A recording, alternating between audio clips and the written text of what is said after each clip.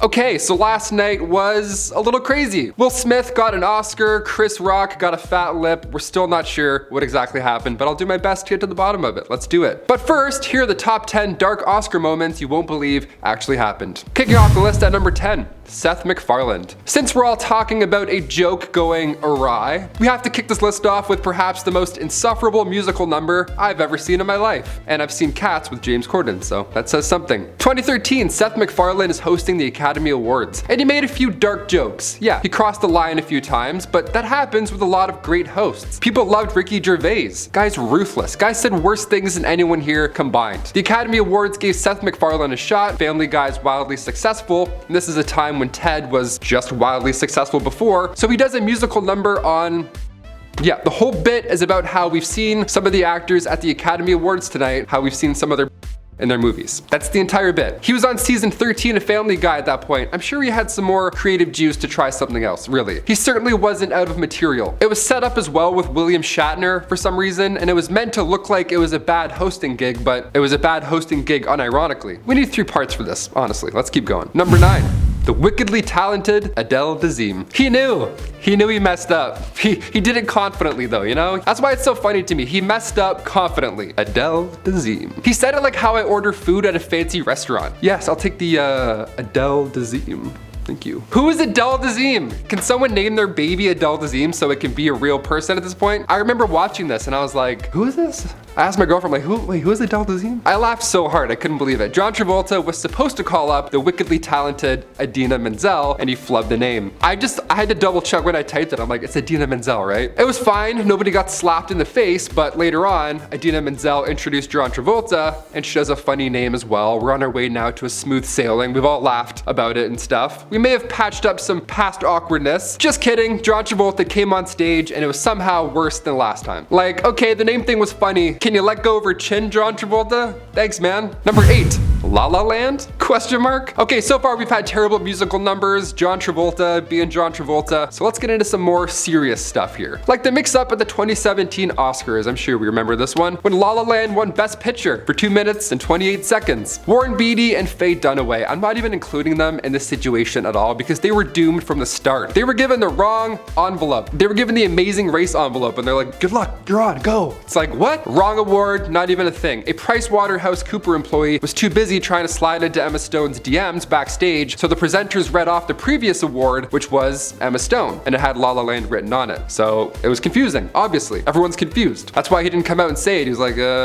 Director Damien Chazelle, he handled it pretty well. Both films were great. To be honest, I'm glad it ended the way it did. I'm glad that Moonlight ended up winning. Yeah, I don't know, Ryan Gosling marking choreography with a sad face, just isn't it? It's not Best Picture material. I'd rather Adele Dazeem come back out and dance on a car with all of his boys, you know? Number 7, an awkward duo. Back in 2011, we had not one, but 2 hosts. How lucky were we? We had James Franco and Anne Hathaway. Well, we had Anne Hathaway, rather, and James Franco was there just kind of participating. He was just like smiling the whole time. Academy Awards writer David Wilde spoke to The Ringer about how awkward the duo was the entire time. He said it was like the world's most uncomfortable blind date between the cool rocker kid and the adorable theater camp cheerleader, end quote. Yeah, I guess it was just weird. What people may not realize because of how the show went down live, Anne Hathaway originally declined the offer. James Franco reached out and convinced Hathaway to be part of it. He was like, no, you gotta do it, it's gonna be so fun. Yeah, it's clear now it was just like a group project in high school. Franco just wanted to show up while Hathaway was doing the work the entire night, you know? Hathaway told People's Magazine that Franco didn't give her anything the entire time. She says, I just remember the night before, we were about to go up there, and me turning to everyone and going, am I too much? This feels really big to me. And the producer just went, no, don't do less, do more if you need to. And I was like, okay, I guess it's going great. Number 6, Rob Lowe. Another musical number. Oh no. This time we're going back to 1989. The opening number really kicks off the night, doesn't it, for the Oscars? It's a pretty big deal, some would say. Rob Lowe does a duet with Eileen Bowman dressed as Snow White. Rob Lowe is reflected on this bashful number, saying every year he sees himself on all these embarrassing lists, and you know, rightfully so. That was in 2019 he said that, so yeah, people don't forget. Certainly not Rob Lowe. 17 big name celebrities reached out. Julie Andrews, Paul Newman. They were angry at the Oscars. They were not too happy. Some would even say they were grumpy. Number 5. a messy acceptance. Okay, we're halfway through. We need to chill for a minute, don't we? Turning the Academy Award clocks back to 2019. Vice was cleaning up shop. Best Supporting Actor, Best Picture, just to name a few. The Adam McKay dramedy was projected to do well. Speeches were ready just in case, and in this case, they were needed. But sometimes you can have too many speeches. Too much of a good thing. And when the Vice hair and makeup team won, rightfully so, Christian Bale was unrecognizable, amazing, well-deserved, no doubt. When Greg Canham, Kate Biscoe, and Patricia Dehaney won, they walked on stage to collect their well-deserved Academy Award. Nobody seemed to know who was going to talk first, or how much talking they should do, or what's gonna happen. I mean, to be fair, they rush you out of a speech after like 18 seconds at the Oscar. Sometimes you gotta motor sometimes. But Greg began his speech before his colleagues were even ready. And then he stopped and everyone else kind of began their speech. It was just a lot of folding papers and then cut to commercial.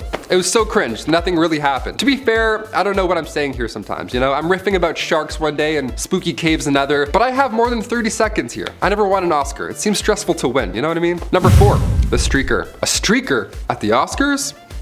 But how? Yeah, streakers can appear anytime. They're scary. How scary is that? You just thought of that too. You're like, oh wait, they can appear anytime. In 1974, a photographer named Robert Opel, who at the time was working for LGBTQ magazine, interrupted host David Niven while he was about to introduce Elizabeth Taylor to present the Best Picture award. So the timing here was really not ideal. I mean, when it comes to a naked person suddenly appearing while you're doing your job, I don't think there's ever good timing either, you know? Niven turned the energy around. He made a joke saying, "Isn't it fascinating to think that probably the only laugh that man will ever get in life is by stripping off and showing his shortcomings? Insert air horn, what a roast." Beep, beep, beep, beep, beep. That guy got roasted, blasted. I'm all for messages and sending them and having said important messages be received, but you can't make everybody look at you naked out of nowhere. It's not fair. There's other ways. Number 3. James Cameron. Look, man, we get it. Titanic was good. The movie, not the event, obviously. You get it, you know what I'm saying. So it comes to no surprise that in 1998, James Cameron, old Jim Cameron over here, won Best Director for Titanic. 1998, that's a big year. Titanic was released like 3 more times afterwards. It's still top dog at the box office, somehow. That's great, but when James accepted the award, he quoted his own film. Yeah, he shouted, "I'm king of the world," the line from the movie Titanic. Marlon Brando didn't even accept his award for Best Actor in 1973. Instead, he gave the spotlight to Native American activist Sacheen Littlefeather. I'm not including that as a dark moment, obviously. I'm just comparing the two. You can quote your own movie after you win, or you can try and do a little something something. Many called James arrogant after the incident, and until he releases Avatar 2, I will have to agree. Quite selfish that one is. Number 2. Jimmy Kimmel's surprise guests. I had to include this one because we often overlook how bad of an idea this one really was. Jimmy Kimmel, he's hosting the 2017 Academy Awards. This guy is used to going with it. He can roll with awkward moments on air. That's his job all the time. Jimmy was actually smoothing things over quite well during the Moonlight La La Land mix-up. He's great. He performed well. This was just a dangerous decision, plainly. So Jimmy surprised a bus full of tourists and the Oscars. He brought them all into the live show. Unbeknownst to them, they were about to be on live TV. This was only like 2 years before COVID. We brought strangers into a theater with that many people. Random people from outside, just, hey, come on in, it'll be funny. Everybody's always nervous about Joaquin Phoenix and what he might say or do, yet we're bringing in strangers into the Oscars literally from the street. Luckily, the situation was awkward rather than, you know, unsafe. It really was awkward. Jennifer Aniston gave somebody her sunglasses just as a wedding gift. It was fine, but it easily could not have been fine. And finally, number 1, the slap. The reason you're all here, let's talk about it. The last time I heard about a slap this big was when Batman slapped Robin. Yeah, World's Finest, issue 153. Batman grabs Robin afterwards and yells in his face, "Are you with me or are you against me?" Jokes aside, I don't think Will Smith smacking Chris Rock last night at the Oscars was planned. I'll start with that. There were talks on if the Oscars should even happen in the first place, considering, you know, the world and what's happening. Sean Penn was the talk of the town prior. The actor spoke out and stated that he would destroy his own Oscar if Zelensky wasn't allowed to speak during the broadcast. So yeah, there's other stuff going on right now. I really don't think at this time Jada, Will, and Chris are backstage planning a hair loss bit. You know what I mean? So if it's not a stunt, what's gonna happen now? You can't just assault people while they're doing their job. At no point did Ricky Gervais ever get slapped for pushing the envelope. Do I think Chris Rock has the ability to make other jokes and maybe he should have penned this one out? Probably. A little bit ill. But he was hired to make jokes for this night, just like Gervais was. People are saying that Will Smith has taken too much. People have been making fun of his marital problems for so long and all that stuff. I agree, but it doesn't mean you can hit people. Kanye interrupted Taylor. He hasn't smacked anybody, you know what I mean? There's a difference between being famous and also not being okay emotionally emotionally or mentally. People have moments, and when you're famous, you're always being watched and judged, but you can't cheap shot people on TV. That's also not a solution. Guys, I've been your host, Taylor McWaters. Those are the top 10 dark Oscar moments you won't believe actually happened. If you want a part 2, gladly, let's do it.